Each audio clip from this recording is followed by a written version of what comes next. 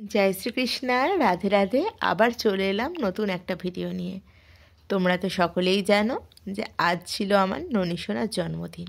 তো কিভাবে সেই দিনটা কাটালাম আর কীভাবেই বা সমস্ত কিছু হলো, আর আদৌ কি এরকম করা যায়, সে সমস্ত কিছুই তোমাদের সাথে শেয়ার করব। স্নানের জলে চন্দননগর গোলাপ জল দিলাম, সেটা তো দেখতেই পেলে। তবে জন্মদিনের নিয়ম অনুযায়ী, মানে জন্মদিনটা আমার শ্বশুরবাড়ির নিয়ম অনুযায়ী সোনার রূপো এবং 5 পাতার ডাল দিয়ে স্নান হয়। অনেকেই বলতে পারো যে সেটা আবার কি, বিভিন্ন বাড়িতে বিভিন্ন রকম রীতি রেওয়াজ থাকে, তো সেটাই ফলো করা হয়। আর ভালোও লাগে কিছু কিছু নিয়ম পালন করতে। আর আমার মেয়ের ক্ষেত্রেও তো করি, তাই ওদেরকে তো আলাদা চোখে দেখি না।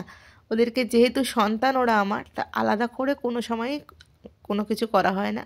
তো সে কারণে 5 পাতার ডাল আর সোনার উপর দিয়েই করানো হয়েছে। তবে এই 5 পাতাগুলো কিন্তু কোনো জংলা পাতা নয়, এগুলো হচ্ছে ফুল বা ফলের পাতা, এবং এগুলো দিয়েই স্নান করানো হয়েছে। আরও একটা কথা বলি, তোমরা তো জানোই যে আজকে সোমবার, ভোলে বাবার বার। আমি দুধ দিয়ে ওদের স্নান করাই, তো সেটাকেও তো বাদ দিতে হবে না, বাদ তো দেওয়া যাবে না। যেটা করি সেটা কী করে ব্যতিক্রম করি, তো সেটাও দিয়েছিলাম। ফলে স্কিনটাও কিন্তু ভীষণ চকচক করছিল।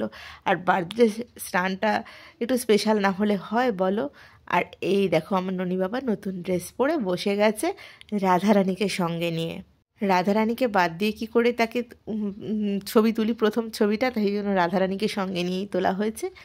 তারপরে দেখো বেলুন দিয়ে সাজানো হয়েছে, আর তাকে একটুখানি আলাদা সিংহাসনে বসানো হয়েছে। কারণ বার্থডে বয় বলে কথা, তাকে একটু অন্যরকমভাবে না করলে কি কারোর ভালো লাগে? তাই ও তো ছোটো বাচ্চা, ওরও মনটা খারাপ হবে।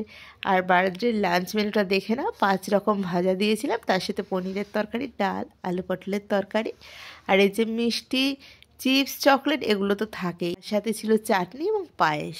পায়েসটা তো জন্মদিনের একটা স্পেশাল ব্যাপার, কারণ পায়েস ছাড়া কিন্তু আমাদের বাঙালিদের কিন্তু জন্মদিন সম্পূর্ণ হয় না। পায়েস ছাড়া যেমন বাঙালিদের জন্মদিন ইনকমপ্লিট, সেরকম কেক ছাড়াও কিন্তু চলে না, কারণ আমরা কেকটা বার্থডে মানে কেটেই থাকি। তো একটা ছোট্টখাটো কেকেরও আয়োজন করা হয়েছিল। যারা আমার সোনা বাবাকে উইশ করেছো বার্থডেতে, সোনা বাবাদের তরফ থেকে সকলকে জানাই অনেক অনেক ভালোবাসা, অভিনন্দন এবং শুভেচ্ছা, এবং তোমাদের সারাটা বছর ভীষণ ভালো কাটুক, কারণ তোমরা সোনা বাবাদেরকে উইশ করেছো। আর যারা করনি তাদের জন্য রইল অনেক অনেক ভালোবাসা। আর যেহেতু জন্মদিন, তাই প্রথমে কিন্তু পায়েসটাই আমি সোনা বাবার মুখে দিয়ে দিয়েছিলাম। ননী সোনার জন্মদিন পালনের সাথে সাথে রাধা মাধবকে কী ভোগ প্রদান করেছিলাম সেটাও তোমাদের সাথে শেয়ার করে নিচ্ছি। তোমরা তো সকলেই জানো যে রাধা মাধবকে প্রত্যেক দিন আমি সোনা বাবাদের যেরকম ভোগ দেই সেরকমই দেওয়ার চেষ্টা করি।